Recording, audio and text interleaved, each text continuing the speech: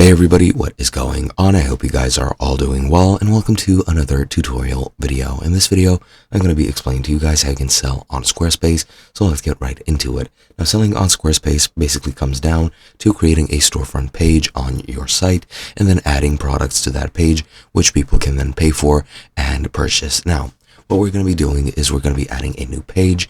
Now, if I go into my pages menu, as you can see, I only have 3 pages, and I'm going to add a store page to my main navigation section. This will add the store to the menu, which is navigated on the header.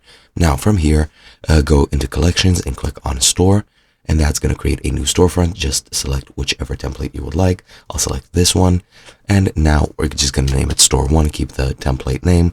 And now it's going to boot me in here. Now, as you'll see here, I already have some items which I do not want. So I'm just going to select all of them and delete them. And these are all physical products, by the way. I will get to that shortly. But yeah, once we delete our product, we need to add a product. However, if we go back to the home menu, we can go into products and services, then go into products.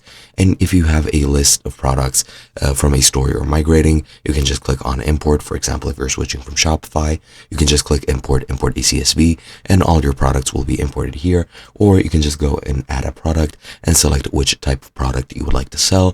For example, let's do physical. It'll open up the product editing menu. I'll just name this product test, name the description test as well. Don't have any images, so I won't put anything here.